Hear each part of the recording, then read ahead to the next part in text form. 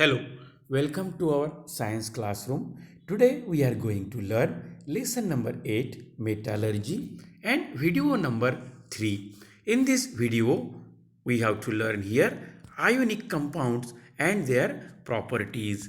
Okay, so dear student, what is mean by ionic compounds? So we learn here there are two types of ions, okay, cation and anions. The compounds formed from two units, namely cation and anions, are called ionic compounds. Ionic compounds म्हणजे जे compound दोन प्रकारच्या आयन्सपासून तयार होतात त्याला आपण ionic compounds असं म्हणतो आहे. The cation and anion being oppositely charge there is an electrostatic force of attraction between them. हे सुद्धा आपल्याला माहिती आहे की कॅटायन म्हणजेच पॉझिटिव्ह आयन, कॅटायन म्हणजे पॉझिटिव्ह आयन आणि एनायन म्हणजे निगेटिव्ह आयन. आणि या दोन्ही आयनमध्ये इलेक्ट्रोस्टॅटिक फोर्स ऑफ अट्रॅक्शन असते आहे, इलेक्ट्रोस्टॅटिक फोर्स ऑफ अट्रॅक्शन असते आहे त्यांच्यामध्ये. You know that this force of attraction between cation and anion is called the ionic bond. The number of cation and anion in the compound and the magnitude of the electric charge on them is such that the positive and negative charges balance each other, and a result an ionic compound is electrically neutral. हे आपल्याला लक्षात घ्यायचं आहे की ionic compound हे electrically neutral का असते आहे. Okay, ionic compound electrically neutral का असते. why an ionic compound is electrically neutral? Because the magnitude of electric charge on the positive and negative charges balances each other. So ionic compound is electrically neutral. okay, हे आपल्याला समजलं असेल. Cation आणि anion जितके positive charges असतात तितकेच negative charge असतात, म्हणजे कॅटायन जितके असतात तितकेच एनायन असतं आहे आणि त्यामुळे त्यांचं जे मॅग्निट्यूड ऑफ इलेक्ट्रिक चार्ज असतं ते बॅलेन्स होतं आहे आणि त्याचा परिणाम असा होतो की आयनिक कंपाऊंड हे इलेक्ट्रिकली न्यूट्रल असतात. हे आपण या ठिकाणी समजून घेतलेलं आहे. ओके मित्रांनो, त्यानंतर आपण अभ्यासूया ionic compounds are crystalline in nature. Ionic compounds are crystalline in nature. The surfaces of all the particles of a crystalline substance have a definite shape and are smooth and shiny. म्हणजेच ionic compounds हे crystalline असतात आणि त्यांचा जो पृष्ठभाग असतो तो shiny असतो आणि त्यांना शेप असतो, विशिष्ट आकार असतो. The regular arrangement of ions in the solid ionic compounds is responsible for their crystalline nature. crystalline nature का असते त्यांचं, ते त्यांची रचना जी असते. solid ionic compound is responsible for the crystalline nature. The arrangement of ions is different in different ionic compounds. Okay, प्रत्येक ionic कंपाऊंड्समध्ये त्यांची जी रचना असते ती वेगवेगळी असते आणि म्हणूनच and therefore the shape of their crystals are different. Ionic कंपाऊंडच्या क्रिस्टलचा जो आकार असतो प्रत्येक आयोनिक कंपाऊंडचा हा वेगवेगळा असतो. The main factor that determine the general arrangement of ions in a crystal is the attraction force between oppositely charge ions and the repulsive force between similar charged ions.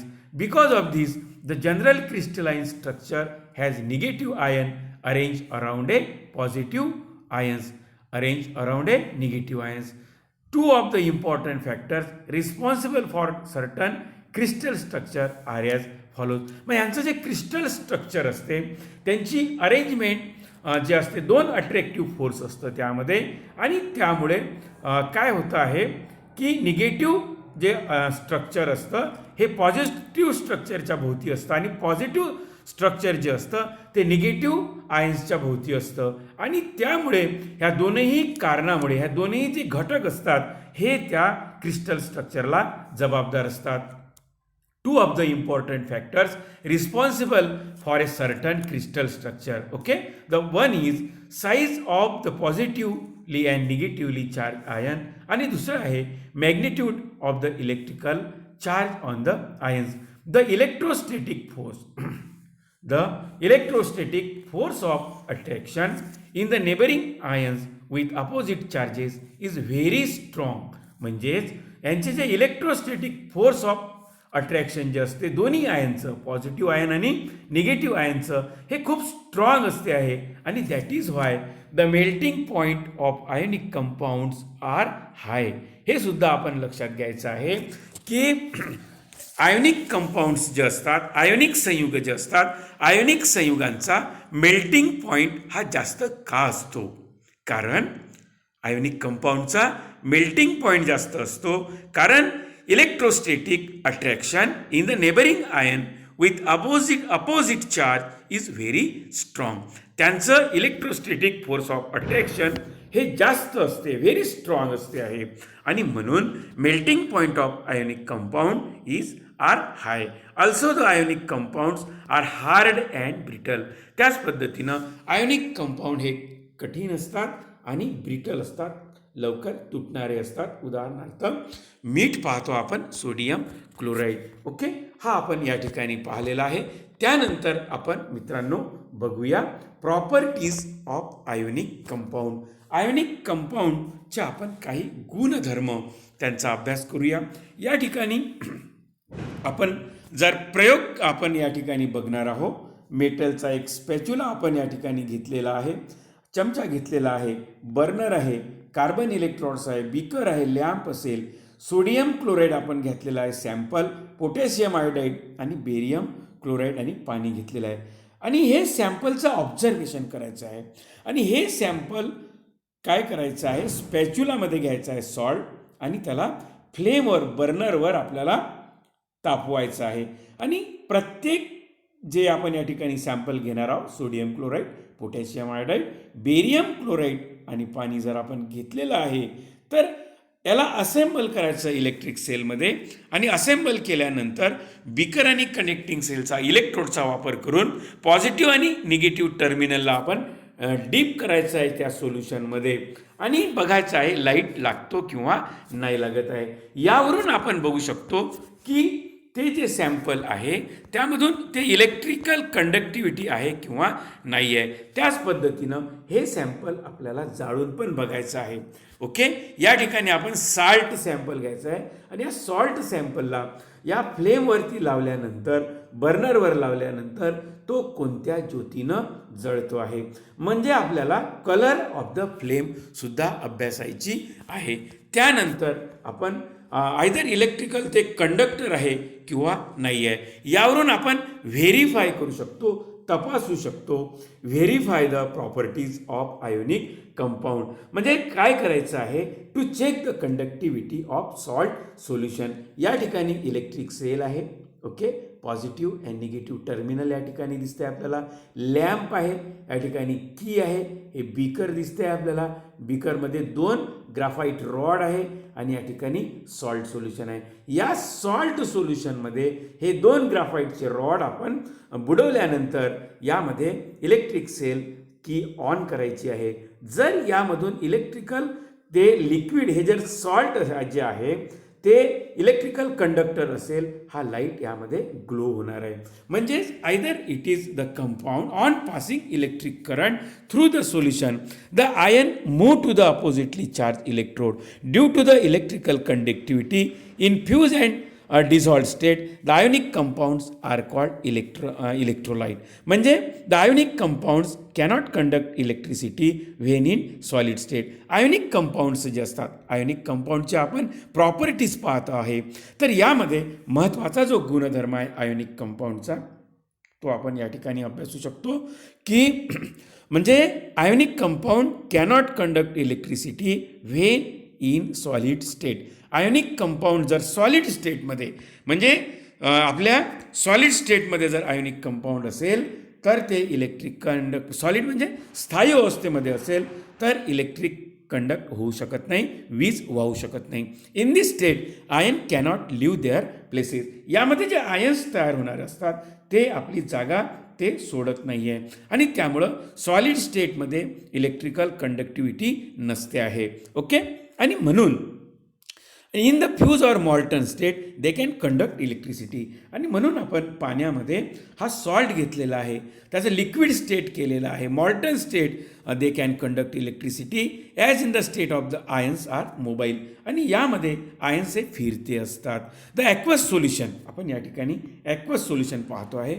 The aqueous solution in the aqueous solution of ionic compound conduct electricity as they contain dissociated ion. On passing electric current through the solution, ion move to the oppositely charged electrode. आणि अशा पद्धतीनं opposite charge, समजा आपण याच्यात salt घेतलेला आहे, यामध्ये sodium positive ion आणि क्लोराईड निगेटिव्ह आयन्स तयार होणार आहे. हा एक महत्त्वाचा असा गुणधर्म आपण आयोनिक कंपाऊंडचा अभ्यास केलेला आहे. ओके. तर मित्रांनो, आपण आणखी काही या गुणधर्माचा अभ्यास करणार आहोत.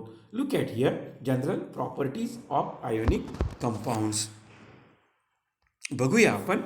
The attractive force between the positively and negatively charge ion is strong and therefore ionic compound exist in solid state and hard. जितके काही आयोनिक कंपाऊंड्स आहे यामध्ये अट्रॅक्टिव्ह फोर्स जे असते, सोडियम क्लोराईडचं आपण उदाहरण बघतो आहे की पॉझिटिव्हली चार्ज आणि negatively charge ion is strong. म्हणजे आयोनिक कंपाऊंडमधील पॉझिटिव्ह चार्ज आयन्स आणि निगेटिव्ह चार्ज आयन हे अट्रॅक्शन फोर्स यांचं स्ट्रॉंग असते आहे आणि म्हणून आयोनिक कंपाऊंड्स हे सॉलिड स्टेटमध्ये असतात. ओके. आणि हार्ड असतात. ओके. हे एक आपण या ठिकाणी उदाहरण बघितलेलं आहे. त्यानंतर ionic compounds are brittle and can be broken in to pieces by applying pressure. थोडं जरी आपण दाब त्यावर दिला तर आयोनिक कंपाऊंडचे तुकडे होतात.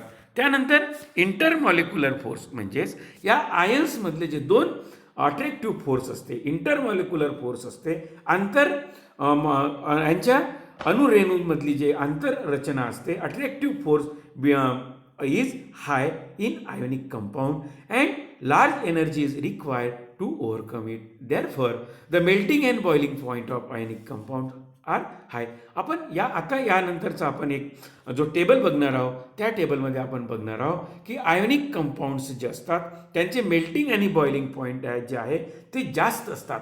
Melting and boiling point of ionic compounds are high because the intermolecular force of attraction is high. त्यांच्यामधलं आंतर मॉलिक्यूल जे असतात, आंतररेणीचं रेणूमधलं जे आकर्षण जे बल असतं, जो फोर्स असतो तो जास्त असतो आयोनिक कंपाऊंडमधला आणि म्हणून melting point and boiling point of ionic compounds are high. आपण बघितलेलं आहे आयोनिक कंपाऊंड हे ब्रिटल असतात. ओके. आणि ते हार्ड असतात, सॉलिड असतात, हे पण पाहिलेलं आहे. त्यानंतर आपण या ठिकाणी अभ्यासूया मित्रांनो. ओके. या ठिकाणी पाहूया.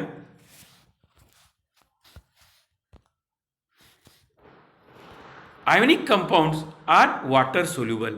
Ionic compounds are water soluble. Ionic compounds हे पाण्यामध्ये द्रावणीय असतात. Ionic compounds are soluble in water. This is because the water molecule orient in a particular manner around the ion separated by dissociation process. जेव्हा ionic compound आपण या ठिकाणी पाण्यात जर ते मिसळले असेल, सोल्युशन होत असेल, ते डिसोसिएटेड आणि त्यांच्यामधून आयनांची निर्मिती होते. Positive ion and negative ions तयार होत असतात. Okay, as a result of this, a new force of attraction is established between ion and the surrounding water molecule, replacing the original intermolecular attraction. The aqueous solution of ionic compounds are formed. Ionic compounds are however insoluble in solvent like kerosene and petrol. आपल्याला माहिती आहे की ionic compounds हे पाण्यामध्ये soluble आहे, विरघळतात, पण जे केरोसिन असतात, जे सॉल्व्हंट जे असतात, केरोसिन आहे, पेट्रोल आहे, यामध्ये आयोनिक कंपाऊंड विरघळत नाही आहे. म्हणजेच insoluble in solvent like kerosene and petrol. काय कारण असेल याचं?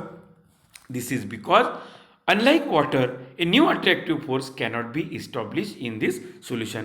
म्हणजेच पाण्यामध्ये ज्या पद्धतीनं अट्रॅक्शन फोर्स तयार होतो त्या पद्धतीचा अट्रॅक्टिव्ह फोर्स हा पेट्रोलमध्ये आणि रॉकेलमध्ये तयार होत नाही, आणि म्हणून आयोनिक कंपाऊंड्स जे असतात हे रॉकेलमध्ये आणि पेट्रोलमध्ये तयार होत नाही. मित्रांनो, आपल्याला समजलं असेल की व्हाय ionic compounds are not soluble in solvent like kerosene and petrol, because unlike water, new attractive force cannot be established in this solvent like petrol and rockel. So in solvent like kerosene and petrol, ionic compounds are not soluble or insoluble.